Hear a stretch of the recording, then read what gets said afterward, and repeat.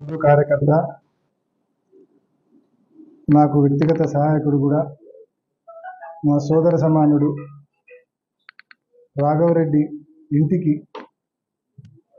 నిన్న మిడ్నైట్ పోలీసులు వెళ్ళి సిఐ గారు, బయట నుంచి వచ్చిన మరొక సిఐ గారు, టౌన్ సిఐ గారు, కొంతమంది ఎస్ఐలు, కానిస్టేబుళ్ళు లాఠీలతో తలుపులు కొట్టి ఇల్లంతా వెతికి ఇంట్లో వాళ్ళను భయభ్రాంతులకు గురి చేసి, నిజంగా నేను అడుగుతా ఉన్నా పోలీసులను, రాఘవ ప్రతిరోజు మీతో మాట్లాడతాడు ఏదో ఒక సమస్య మీద. 2 రోజులకోసారో 3 రోజులకోసారో తప్పకుండా మీతో మాట్లాడతాడు, లేకుంటే స్టేషన్కి వస్తాంటాడు. మీరు ఫోన్ చేసి ఒక్క మాట రమ్మని అడిగితే స్టేషన్కి వస్తాడు. అటువంటి వ్యక్తిని మీరు ఫోన్ చేసి రమ్మనకుండా ఈ మాదిరి ఇంటి మీద పడి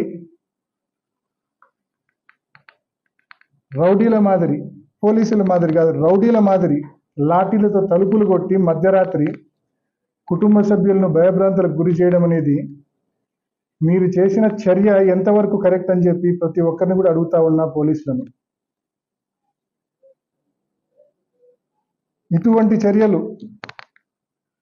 ఈ మాదిరి మధ్యరాత్రి వైఎస్ఆర్ కాంగ్రెస్ పార్టీ నాయకుల మీద, కార్యకర్తల ఇళ్ల మీద మీరు పడి తలుపులు కొట్టి అరెస్టులు చేస్తామంటే ఎవ్వరం చూస్తూ ఊరుకోం. మీరు లా అండ్ ఆర్డర్ని ప్రొటెక్ట్ చేయాలా. లా అండ్ ఆర్డర్ను చేతిలోకి తీసుకోకూడదు. లా అండ్ ఆర్డర్ను చేతిలోకి తీసుకుంటే మీకు రౌడీలకు తేడా ఏముంది అని చెప్పి నేను పోలీసులను అడుగుతా ఉన్నా.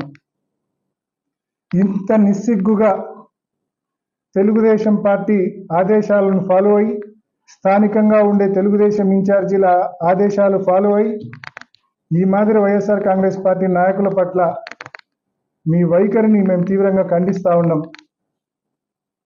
నిజంగా ఇవి రాబోయే రోజుల్లో ఇంకా నాతో చాలా మంది చెప్తా ఉన్నారు, జిల్లా వ్యాప్తంగా కొన్ని వందల అరెస్టులు ఉంటాయంట. ప్రతిరోజు రాత్రిపూట పోలీసులకు ఇదే పని అంట. ఖచ్చితంగా న్యాయస్థానం దృష్టికి తీసుకొని వెళ్తాం మీ చర్యలను. ఈరోజు మీరు మరి తెలుగుదేశం పార్టీ నాయకత్వం మాటలు విని విర్రవీగి ఇటువంటి పనులు చేస్తూ ఉన్నారు. ఖచ్చితంగా న్యాయస్థానం దృష్టికి తీసుకెళ్లి తగిన శాస్తి జరిగే విధంగా ప్రతి ఒక్కరం కూడా పోరాటం చేస్తామని చెప్పి కూడా పోలీసు వాళ్ళకు నిజంగా గట్టిగా తెలియజేస్తా ఉన్నాం. మీరు ఫాలో కావడం నేర్చుకోండి అని చెప్పి గట్టిగా హెచ్చరిస్తా ఉన్నాం, తెలియజేస్తా ఉన్నాం పోలీస్ శాఖ వారికి. అంతేకాకుండా ఈరోజు ఒక పెద్ద మనిషి, బహుశా ఎక్కడి నుంచి సెల్ఫీ వీడియో పెట్టుకున్నాడో తెలియదు కానీ, ఒక సెల్ఫీ వీడియో పెట్టి విలేకరుల వాట్సాప్ గ్రూప్లో పోస్ట్ చేసినాడు. స్థానిక తెలుగుదేశం ఇన్ఛార్జ్ రవీంద్రనాథ్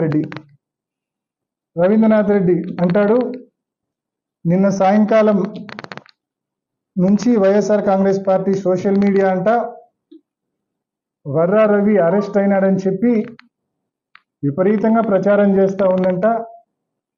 మళ్ళా ఈరోజు పొద్దున్న నుంచి వర్రా రవి అరెస్ట్ కాలేదు, అయినాడా కాలేదా అనే సందేహం కూడా మనమే వెలుబుచ్చుతా ఉన్నామంట. దీంతో పోలీస్ శాఖకి ఎటువంటి సంబంధం లేదంట, తెలుగుదేశం పార్టీకి ఎటువంటి సంబంధం లేదంట. వర్రా రవికి ఏమైనా జరిగితే వైఎస్ఆర్ కాంగ్రెస్ పార్టీదే పూర్తి బాధ్యత అంట.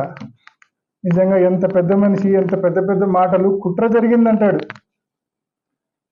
ఈ సంవత్సరం రాష్ట్ర ప్రభుత్వానికి తెలియజేస్తా ఉన్నాం, బెస్ట్ పోలీస్ మెడల్ పోలీస్ శాఖలో వాళ్ళకి ఇవ్వకూడదు.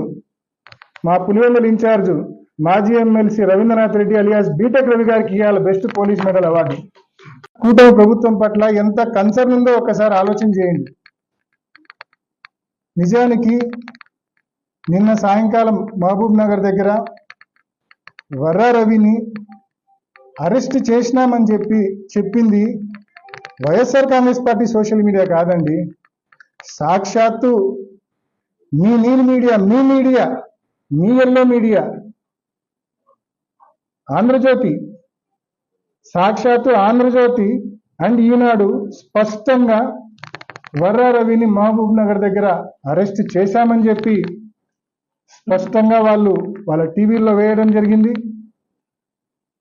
అక్కడి నుంచి విజయవాడకు కానీ రాజంపేటకు కానీ కడపకు కానీ స్టేషన్లకు తీసుకెళ్తారని చెప్పి కూడా చెప్పడం జరిగింది. ఇది వాస్తవం కాదా అని చెప్పి అడుగుతుంది. ఒకసారి ఆ వీడియో చూపించండి. వైసీపీ సోషల్ మీడియా కార్యకర్త మర్రా రవీందర్ రెడ్డిని అరెస్ట్ చేశారు. బెంగళూరు నుంచి పులివెందుల మీదుగా హైదరాబాద్ కు వెళ్తుండగా మహబూబ్ నగర్ జిల్లా పరిధిలో అదుపులోకి తీసుకున్నారు. మర్రా రవీంద్ర రెడ్డిని కడపకు తరలిస్తున్నారు. అక్కడి నుంచి రాజంపేటకు తరలించే అవకాశం ఉన్నట్లు తెలుస్తోంది.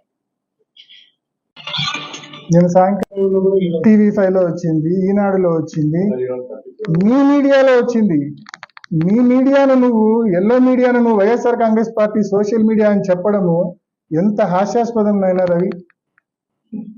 అబద్ధాలు చెప్పేటప్పుడు మరి ఎక్కడి నుంచి పెట్టినావు, ఏ గోవాలో ఉండి పెట్టినావో, ఏ శ్రీలంకలో ఉండి ఆ సెల్ఫీ వీడియో పెట్టినావో నాకు తెలియదు, కానీ కనీసం లోకల్ న్యూస్ ఫాలోగా ఫస్ట్ ఫాలో అయ్యి 10 మందిని అడిగి, మీడియా వాళ్ళని అడిగి విచారించుకొని మళ్ళీ ప్రెస్ మీట్ పెట్టు.